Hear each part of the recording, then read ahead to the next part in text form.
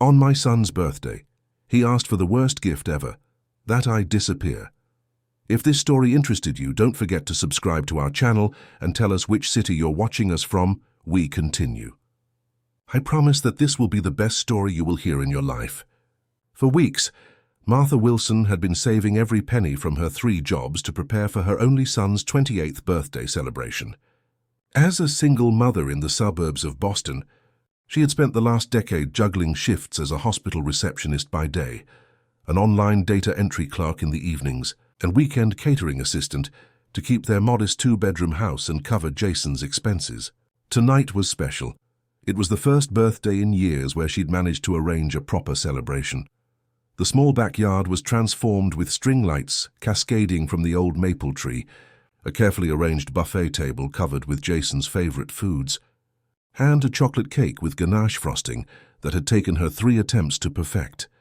Martha had even splurged on a gift certificate for the hiking gear store Jason had been browsing online for months. Straightening the navy blue dress she'd found on clearance last month, Martha checked her reflection in the kitchen window. The lines around her eyes had deepened, and silver threads now prominently streaked her once auburn hair. Years of early mornings and late nights had etched themselves into her face, but her eyes still sparkled when she thought about Jason's reaction to the party.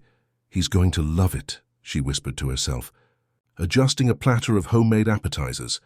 Everything is perfect. The first guests had already arrived, Jason's colleagues from the marketing firm where he had been working for the past 2 years. Martha had never met most of them, but had heard their names mentioned occasionally over hasty dinners. Jason had landed the job after graduating from the state university, where Martha had paid his tuition by refinancing the house twice. Martha slipped through the back door carrying the final tray of mini quiches, intending to place them on the buffet table before Jason arrived with his close friends. As she approached the corner of the house, voices drifted from the side yard, familiar laughter that made her pause. "Seriously?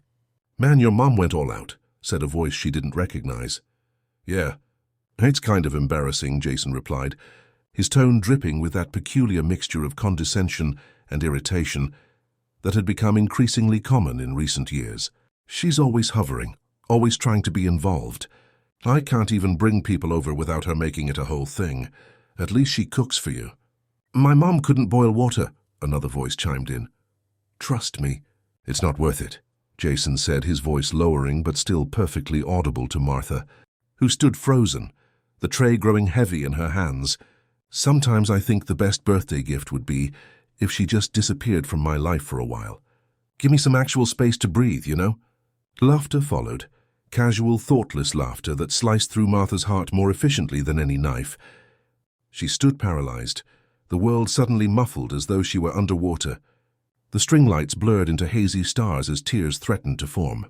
"Dude, that's cold," someone said, though the tone suggested amusement rather than reproach.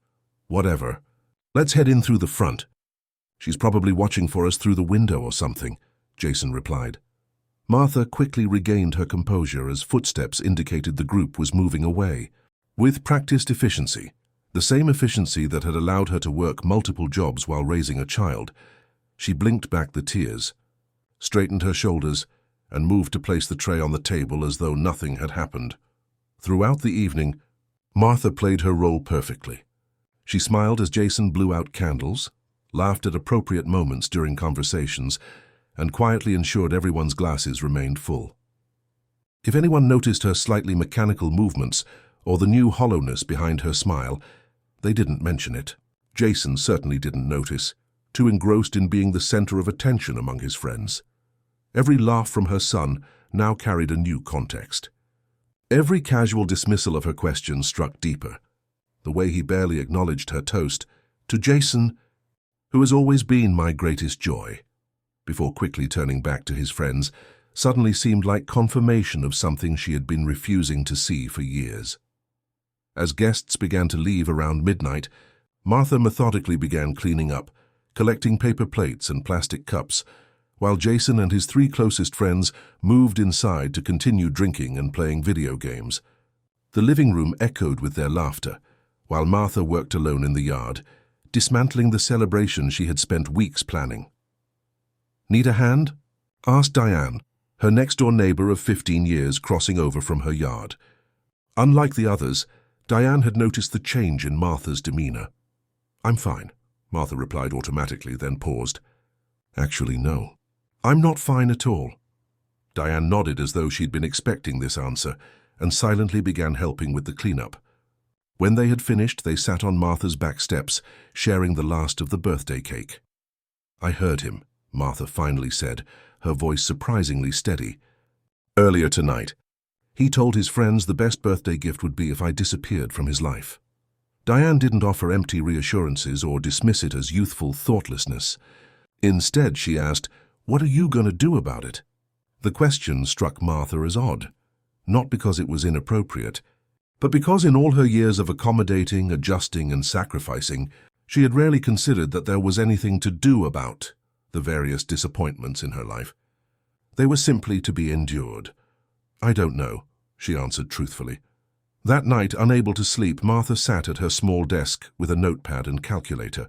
As the sounds of Jason and his friends finally quieted around 3 a.m., she began to list every expense in their household.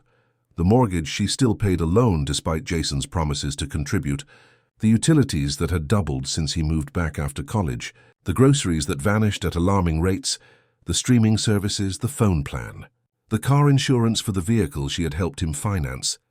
By dawn, Martha had filled 3 pages with figures. The total was staggering.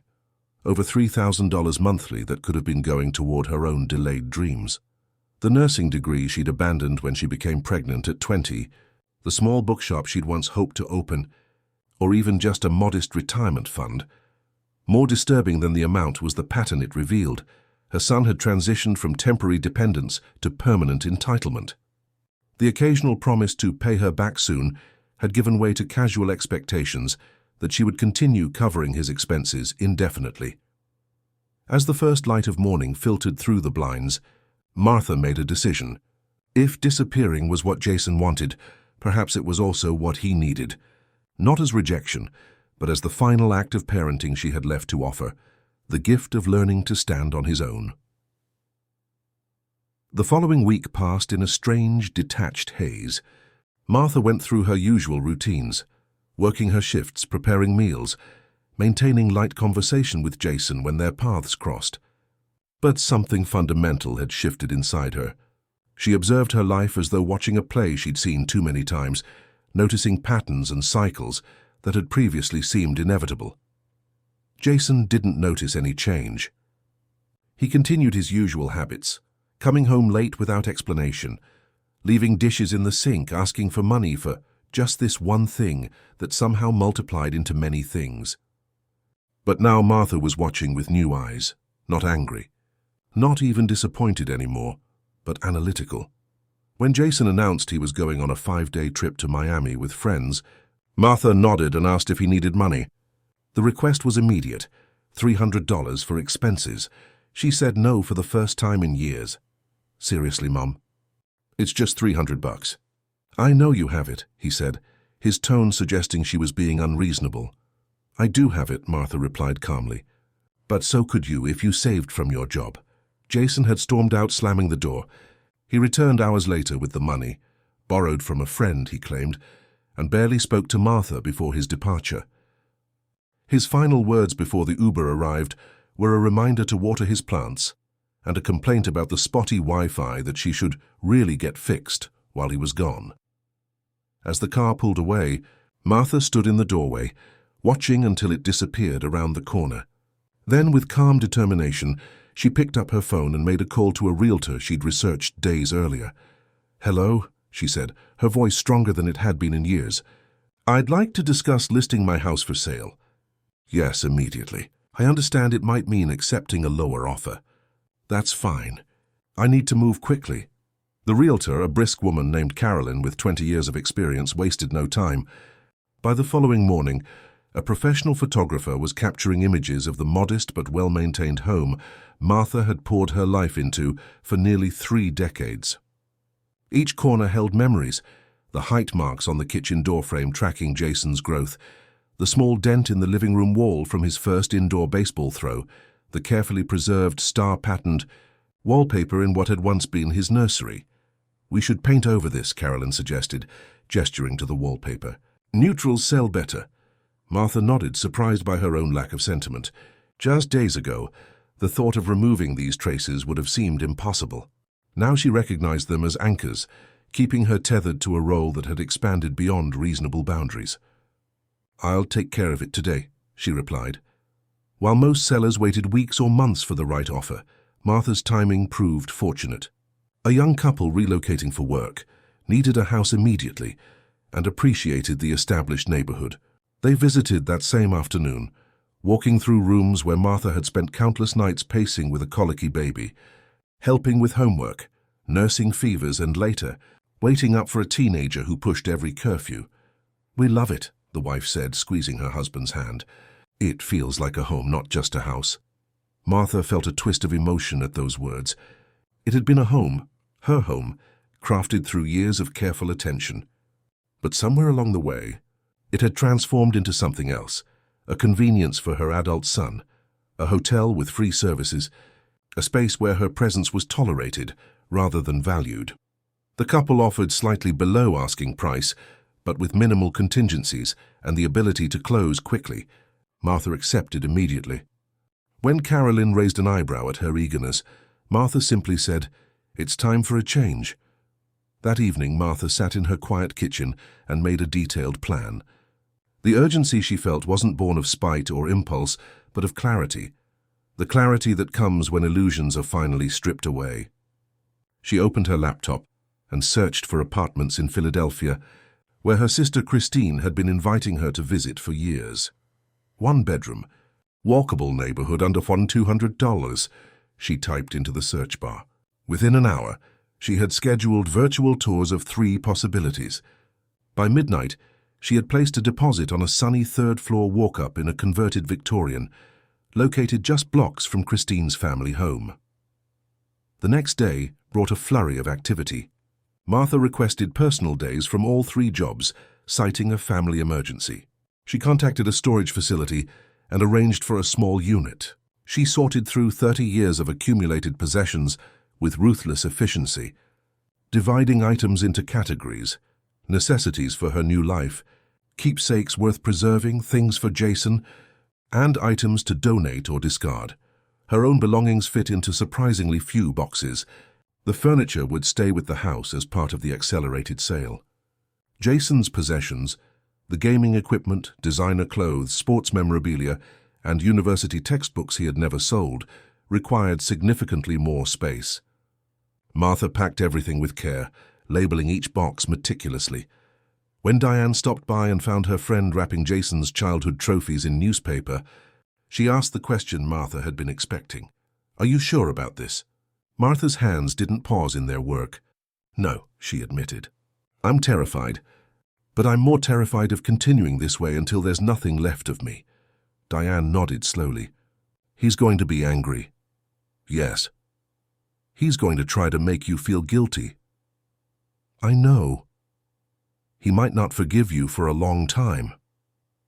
Martha finally looked up, her eyes clear despite their sadness. "That's a risk I have to take. Sometimes love means allowing consequences." Diane helped her finish packing Jason's belongings and offered her garage as temporary storage. "Until he finds a place," she explained. Martha hugged her friend, grateful for her understanding without judgment. 3 days after Jason's departure, Martha signed the closing papers on her house. The process had been expedited by the cash offer and her willingness to accommodate the buyer's requests. That same afternoon, she rented a small U-Haul, loaded her essential belongings, and prepared for the 5-hour drive to Philadelphia. Before leaving, she wrote a letter to Jason. She sat at the kitchen table, now legally belonging to someone else, and poured her heart onto the page. "Jason, by the time you read this, I will have honored the wish you expressed on your birthday. I have disappeared from your life, at least in the way you've known me until now. The house has been sold. Your belongings are safely stored with Diane next door. She has the key and will help you retrieve them when you're ready. This isn't abandonment. It's not punishment. It's the opposite. It's belief in your capacity to stand on your own. For too long, I've allowed our relationship to become unbalanced. enabling dependence rather than encouraging independence. That's not your fault. It's mine. I wanted so badly to give you everything that I failed to give you the most important thing, the confidence that comes from facing challenges and overcoming them yourself. I will always be your mother. That will never change. But how we relate to each other must change. From now on, I will no longer provide financial support. The money from the house sale will secure my future, something I've neglected for too long. You have your education, your job, and your abilities. You have everything you need to build your own life. When you're ready to build a relationship based on mutual respect rather than dependence, I'll be waiting. My new phone number is below. I love you enough to do the hardest thing I've ever done. Step back and trust you to rise to this occasion. With love and faith in you. She sealed the letter in an envelope, addressed it simply to Jason, and left it propped against the fruit bowl on the counter, the last object remaining in the house that had been her world for so long. As Martha turned the key in the front door for the final time, unexpected lightness spread through her chest. There was grief, yes, for the dreams that had never materialized, for the relationship that should have evolved differently, for the years spent prioritizing someone who had grown to devalue her presence. But beneath that grief lay something unfamiliar, possibility. The 5-hour drive to Philadelphia passed in a blur of contemplation. Martha alternated between moments of crushing doubt and surges of certainty. Twice she pulled over, considering turning back. Twice she continued forward, reminding herself that her worth extended beyond her role as Jason's mother. Christine was waiting on the steps of her brownstone when Martha arrived. Unlike Martha's hesitant demeanor, Christine had always been bold, pursuing her career as a graphic designer, marrying later in life on her own terms, and adopting 2 children from foster care. The sisters embraced without words, Christine's arms providing the first real comfort Martha had allowed herself since that fateful birthday party. "The apartment's ready," Christine said, helping unload the few boxes from the U-Haul. "The kids are excited to have you close by. Tom's making dinner." That night, surrounded by her sister's family, Martha experienced the novel sensation of being cared for rather than being the caregiver. As she settled into the small guest room that would be hers until her apartment was ready, she checked her phone. No messages from Jason yet. He was still enjoying Miami, unaware that his world had fundamentally changed. The guilt surfaced again, stronger this time. Was she being cruel? Would this break him rather than strengthen him?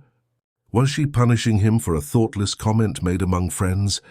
As if sensing her turmoil, Christine appeared in the doorway with a cup of tea. "Second thoughts?" Martha accepted the steaming mug. Constant second thoughts. Christine sat beside her on the bed. "Do you remember what Mom used to say about the baby birds?" Martha smiled faintly. Their mother, a practical woman raised on a farm, had a philosophy about parenting that she expressed through nature metaphors. That sometimes the kindest thing is to stop bringing worms to the nest. "Exactly," Christine said, squeezing Martha's hand. "When the mother bird stops coming, the baby bird doesn't sit there thinking, 'Well, I guess I'll starve.' It figures out those wings aren't just decorative." Martha sipped her tea, drawing comfort from both the warmth of the drink and the memory of their mother's wisdom. "I just hope I haven't waited too long to step back. His wings might be weak from underuse. Or," Christine countered, "he might discover they're stronger than either of you realized." The following day, as Martha began setting up her new apartment and submitting job applications to local medical offices, Jason's plane landed in Boston. He took an Uber directly from the airport, still laughing about Miami adventures with his friends, still assuming his home and his mother would be exactly where and how he had left them. Instead, he found a young couple moving furniture into what had been his family home for as long as he could remember. His key no longer worked in the lock. His confusion quickly turned to disbelief, then to anger, as the new owners explained that yes, they had purchased the house from Martha Wilson, and no, they didn't know where she had gone. In his shock, Jason barely registered being handed the envelope with his name. He stood on the sidewalk, watching strangers carry their possessions into his home, feeling as though the ground beneath his feet had suddenly vanished. Only when the new owner gently suggested he might want to read the letter did Jason tear it open. his hands shaking with a mixture of fury and fear. As he read his mother's words, Jason's expression cycled through disbelief, outrage, and finally, as the reality of his situation sank in, something approaching panic. His first instinct was to call her, to demand explanations, to express his anger, to somehow reverse what had happened. But the number he dialed was no longer in service. With nowhere else to go, Jason walked numbly to Diane's house and rang the doorbell. The letter crumpled in his fist. Diane's expression when she opened the door contained neither surprise nor satisfaction, only a calm acknowledgement that suggested she had been expecting this moment. Jason stood on her porch, disheveled from travel and shock, clutching his mother's letter like an accusation. "She left your things in my garage," Diane said simply, stepping aside to let him in. "And there's a couch you can use for a few nights while you figure things out." "A few nights?" Jason's voice cracked with indignation.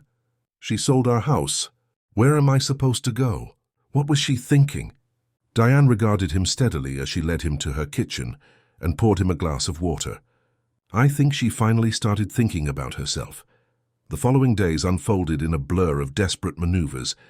Jason called in sick to work and spent hours trying to track down his mother through social media, mutual acquaintances, and even her workplaces, only to discover she had resigned from all 3 jobs.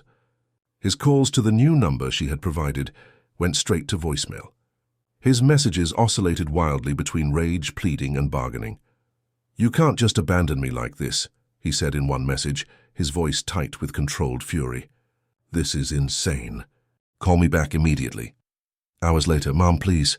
I'm sorry if I said something that hurt you. Whatever it is, we can work it out. Just come home." And later still, after a sleepless night on Diane's couch, "I don't have anywhere to go. I don't have enough saved for first and last month's rent anywhere decent. At least tell me what I did wrong."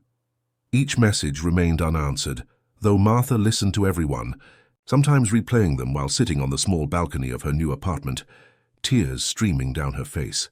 Christine urged her to respond, but Martha held firm.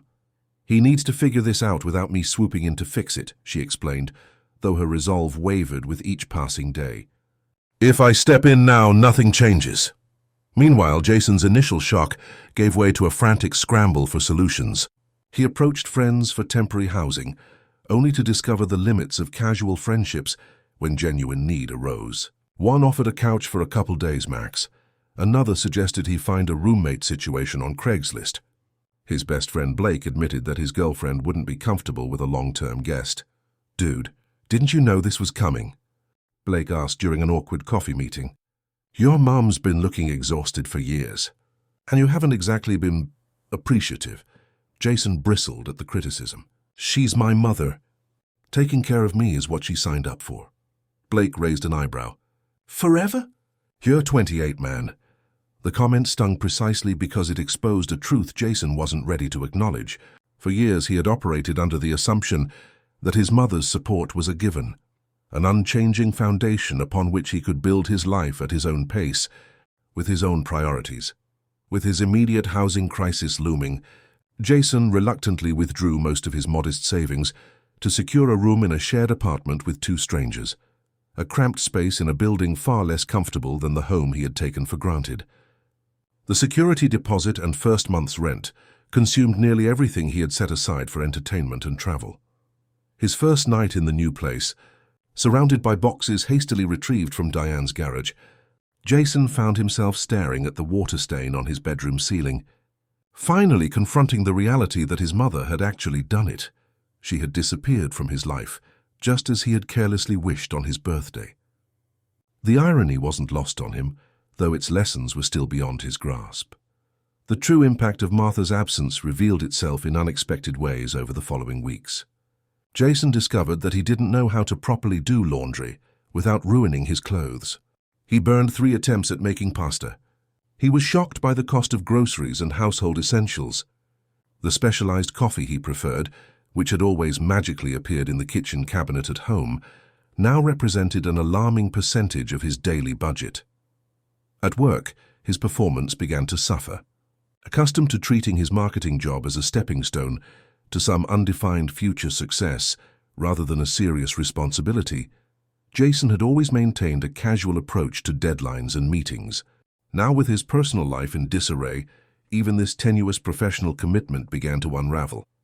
"Wilson, this is the third time you've missed the morning briefing," his supervisor noted after calling him into her office.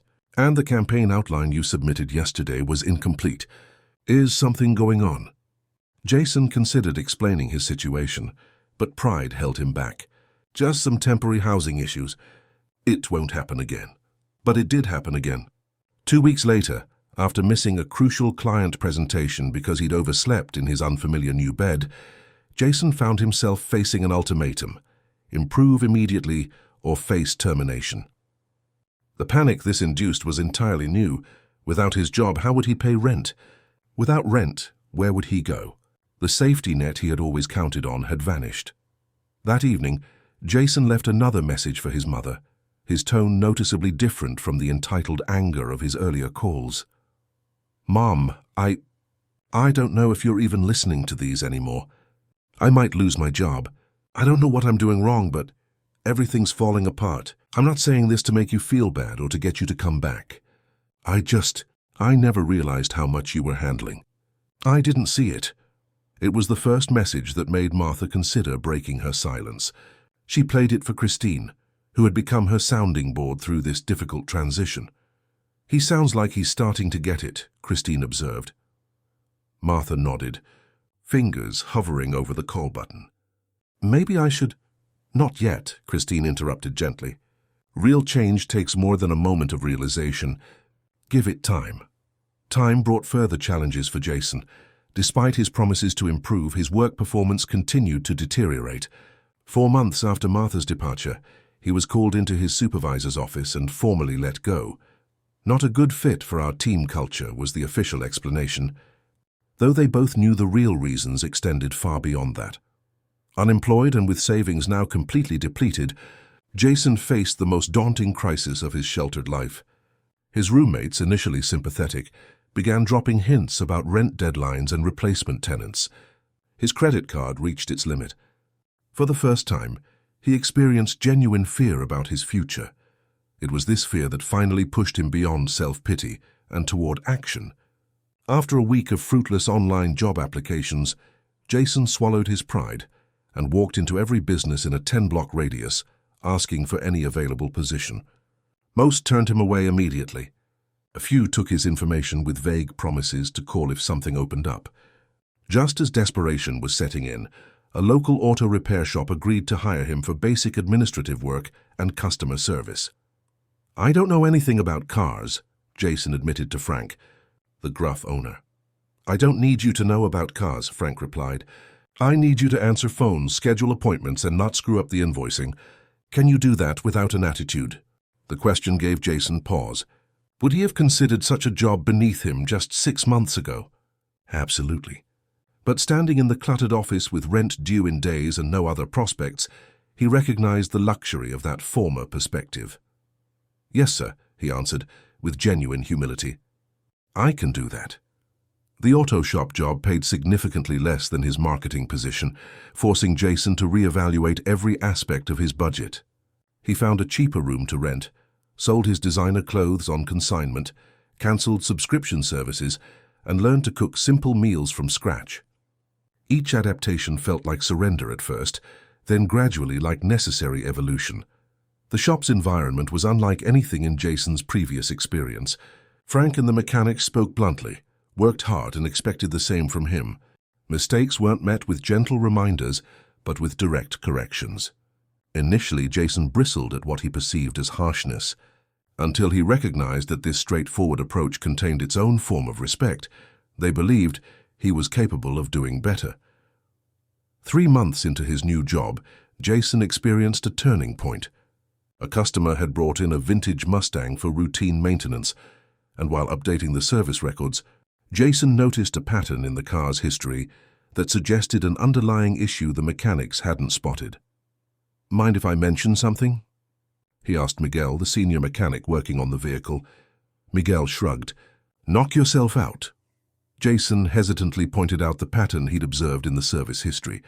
Miguel examined the records, then the car, and discovered Jason was right. There was an electrical problem that explained several seemingly unrelated issues.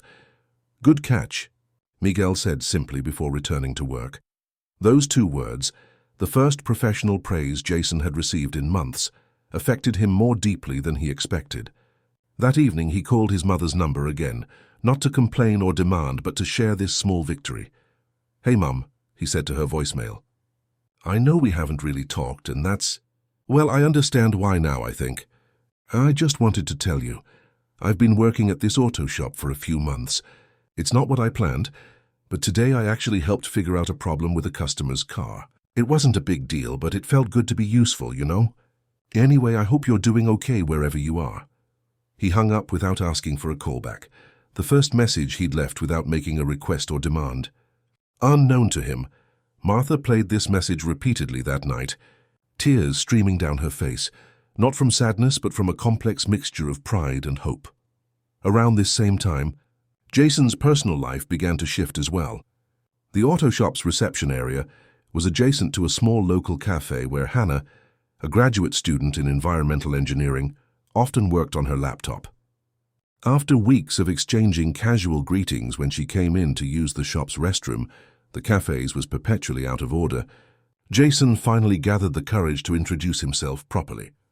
Unlike the women Jason had typically pursued in the past, those impressed by his surface charm and ready agreement to his preferences, Hannah was direct, focused, and uninterested in pretense. When he mentioned his former marketing career in a transparent attempt to impress her, she simply asked, "If that was going so well, why are you working at an auto shop now?" The question caught him off guard. His instinct was to fabricate a story that preserved his ego, but something stopped him. "I lost the job because I wasn't responsible enough," he admitted. "Actually, I've lost a lot of things for the same reason." Instead of being put off by this honesty, Hannah seemed to appreciate it. Their conversation continued, eventually leading to a coffee date, then dinner the following week. Jason found himself drawn to her straightforward nature and genuine passion for her work, qualities he had previously dismissed as boring in potential partners. As their relationship developed, Jason encountered an entirely new dynamic. Hannah expected equal effort in everything from planning dates to maintaining their respective living spaces. When he casually left dishes in her sink after she cooked dinner, she didn't quietly clean up after him as his mother had always done. Instead, she handed him a sponge with a direct, "That's not how this works." Initially, Jason tested boundaries in the relationship, just as he had with his mother, using charm or minor conflicts to manipulate situations to his advantage. Hannah recognized these patterns immediately. "I'm not interested in dating someone who treats me like a replacement mother," she told him bluntly, after he had tried to guilt her into changing plans to accommodate his preferences. "Either we're equal partners or we're nothing." The ultimatum was delivered without drama or emotional manipulation, simply as a statement of fact. It forced Jason to confront behaviors so ingrained he barely recognized them as choices rather than entitlements. For the first time, he began to see himself through someone else's eyes, not his mother, who had loved him unconditionally despite his flaws, but a potential partner who had no obligation to tolerate imbalance. 6 months after Martha's departure, Jason had transformed in ways both visible and invisible. The physical changes were obvious. He had lost the softness that came from years of his mother's home cooking. His designer clothes had been replaced by practical, affordable options, and his hands now showed the occasional grease stain from helping out in the shop when they were short-handed. The internal changes were more significant.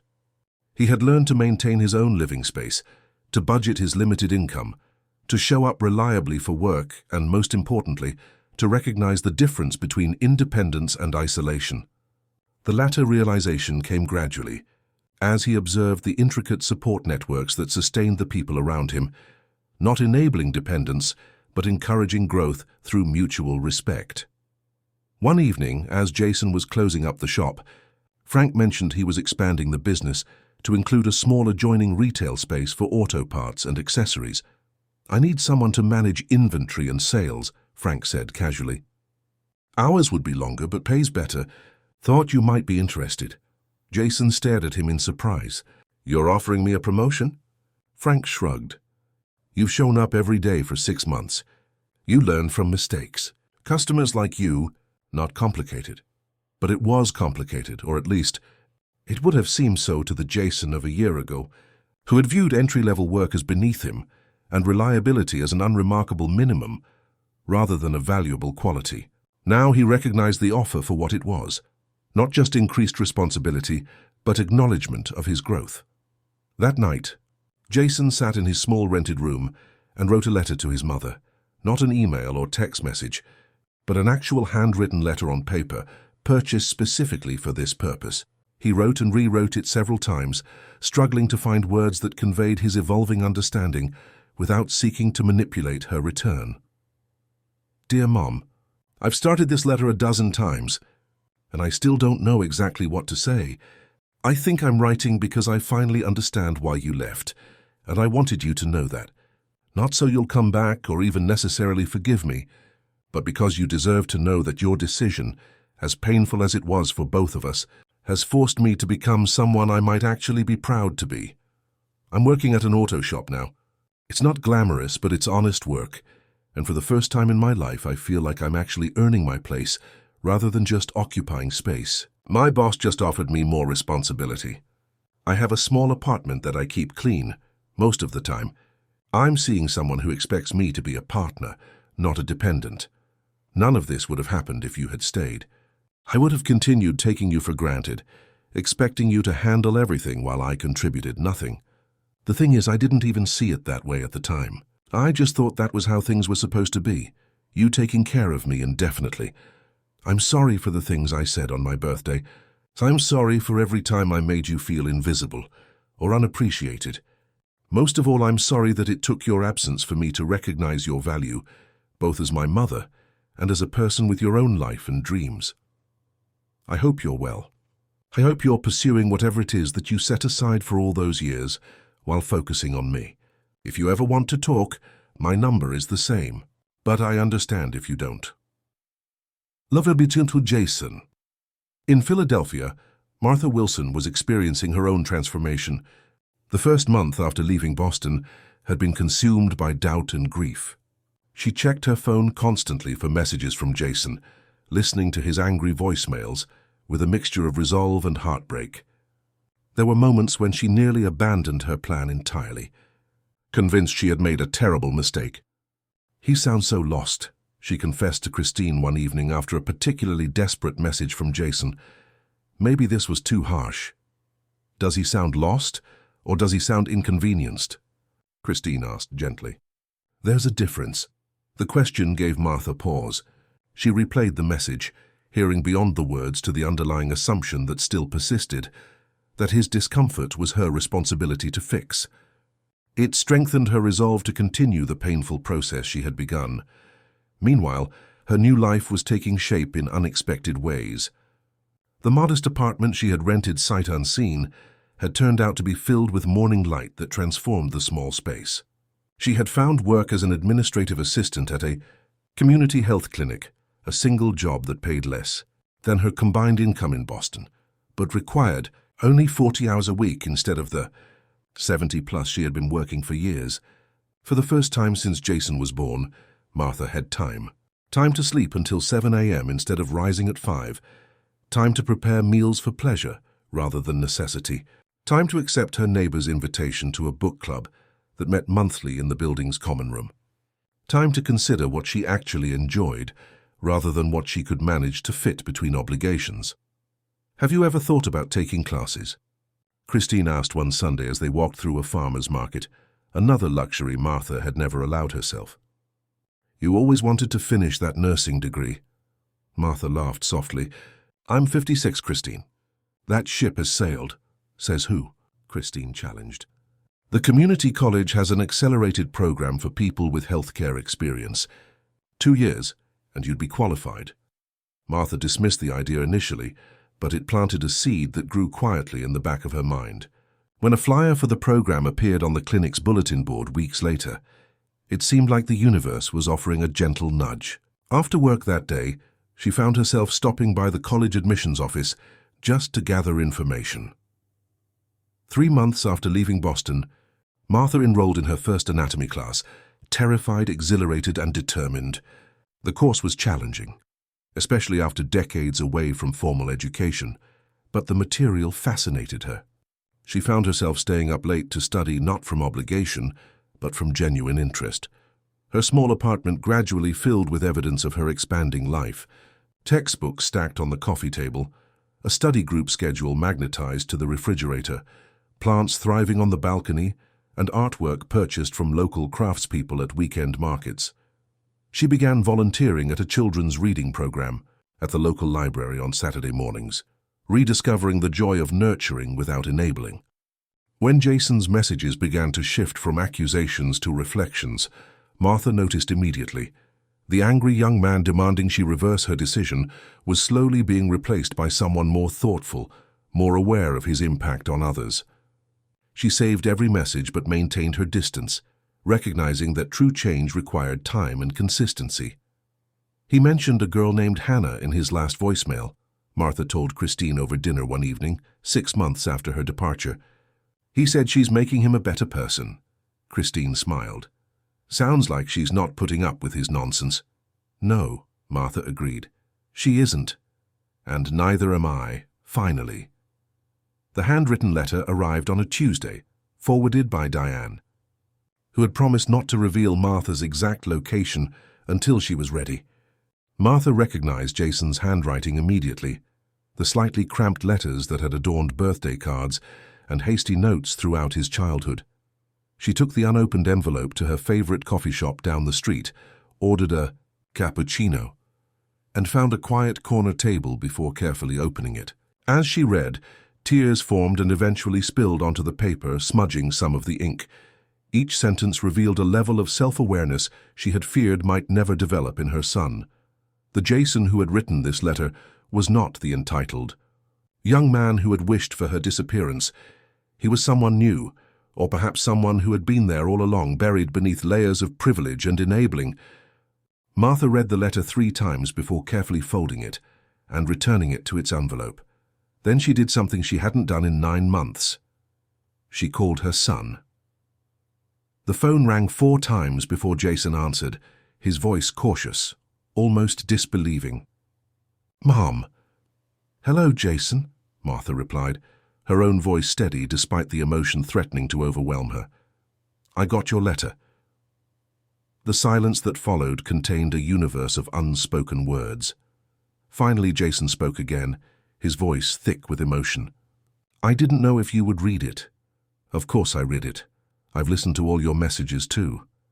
"You have." The surprise in his voice was genuine. "I thought maybe you'd blocked my number or something." "No," Martha said softly. "I needed distance, not disconnection. There's a difference." Another pause, then. "I understand that now. I think I understand a lot of things I didn't before." They talked for nearly 2 hours, the conversation occasionally punctuated by tears from both sides. Jason described his job at the auto shop, his relationship with Hannah, his struggle to maintain his apartment on a limited budget. He spoke without complaint, presenting these challenges not as injustices but as necessary experiences. Martha shared her own new life, her apartment, her classes, her rediscovered interests. For the first time in their relationship, they spoke as 2 adults with separate lives that held equal value and validity. "Would it be okay if I came to visit sometime?" Jason asked tentatively as their conversation drew to a close. "Not to stay, just to see you. Hannah said she'd like to meet you too, if that's all right." The question touched Martha deeply. Not just the request itself, but the careful way it was framed, acknowledging her right to boundaries. "I'd like that," she answered truthfully. "Maybe for Thanksgiving. It's only a month away." "That would be great," Jason replied, the relief evident in his voice. "I'll save up for the train tickets." That simple statement, "I'll save up," represented a seismic shift from the Jason, who would have once simply expected his mother to cover the expense. Martha noted it with quiet satisfaction. "Text me the details when you know them," she said. "And Jason, thank you for your letter. It means more than you know." After they hung up, Martha sat in the coffee shop long after her cappuccino had gone cold, processing the conversation. The mixture of emotions was complex. Pride in Jason's growth, sadness for the difficult path that had led to it, and a new feeling she was still learning to embrace. Pride in herself for having the courage to step back when every maternal instinct had urged her to continue rescuing him. The weeks leading up to Thanksgiving brought further changes for both Martha and Jason. Martha completed her first semester of classes with excellent grades, confirming her academic abilities had not diminished with age. Jason received his official promotion at the auto shop, along with a modest raise that allowed him to start building savings for the first time in his adult life. Their communication continued through occasional phone calls and more frequent text messages, brief updates about daily life, rather than emotional declarations. Each exchange reinforced the new foundation they were carefully constructing. A relationship between equals, rather than caretaker and dependent. When Thanksgiving arrived, Martha waited nervously at Philadelphia's 30th Street station, scanning the crowds of holiday travelers for her son. It had been nearly a year since she had seen him in person, and she wondered if she would recognize the changes she had heard in his voice and read in his words. Jason emerged from the arriving train with a young woman beside him, Hannah, Martha presumed. He looked different, leaner, his expensive haircut grown out, wearing practical jeans and a simple sweater rather than the designer clothes he had once prioritized. But the most striking change was in his expression as he searched the station for her, a mixture of anticipation and uncertainty that reflected a new humility. When their eyes met across the crowded concourse, Martha felt a surge of emotion so powerful it momentarily rooted her to the spot. Then she was moving toward him, and he toward her until they stood face to face amid the swirl of travelers. "Hi, Mum," Jason said simply, his voice catching slightly. Martha studied him for a moment, noting the physical changes, but more impressed by the less tangible transformation evident in his stance, his expression, his energy. "Hello, Jason," she replied warmly. "It's good to see you." Their hug was tentative at first, then fiercely tight, containing all the words they had yet to say to each other.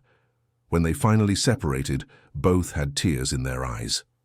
"This is Hannah," Jason said, drawing the young woman forward. "Hannah, this is my mum, Martha." Hannah extended her hand with a genuine smile. "It's nice to finally meet you. Jason talks about you a lot." "All good things, I hope," Martha replied, returning the handshake. "Honest things," Hannah corrected gently. "Which is even better." The 3 days of their visit unfolded with a careful balance of connection and space. Martha showed them her apartment, her campus, and her favorite spots in her new neighborhood. They cooked Thanksgiving dinner together, in her small kitchen, each contributing dishes to the meal. They talked about their respective lives without minimizing challenges or exaggerating successes. On their final evening together, after Hannah had gone to bed in the living room pull-out couch, Jason and Martha sat on her small balcony, sharing a bottle of wine and gazing at the city lights. "I want you to know something," Jason said after a comfortable silence. "I don't resent you for what you did anymore. I did at first. God, I was so angry. But now I think it might be the most important thing anyone's ever done for me." Martha looked at her son, this adult who had emerged from the self-centered young man she had left behind. "It was the hardest thing I've ever done," she admitted. "I questioned it every day for months." Jason nodded, turning his wine glass slowly in his hands. "I get that now. But you know what's weird? I'm actually grateful, not just for the wake-up call, but because for the first time, I feel like I'm living my own life, not just occupying space in yours." "That's all I wanted for you," Martha said softly. "Even when you were little, I never wanted you to need me forever. I wanted you to become someone who could stand on his own." "Well, mission accomplished," Jason replied with a small smile. "Though I got to say the method was pretty dramatic." They both laughed, the sound mingling with the distant city noises, a moment of genuine lightness after so many months of heaviness. "So what happens now?" Jason asked eventually. "With us, I mean." Martha considered the question carefully. "I think we keep building something new. Not mother and dependent son, but two adults who choose to be in each other's lives because we value each other." "I'd like that," Jason said. "And Mom? Thank you for disappearing when I asked you to. I didn't know what I was asking for, but it turned out to be exactly what I needed. The following morning, Martha accompanied them back to the train station.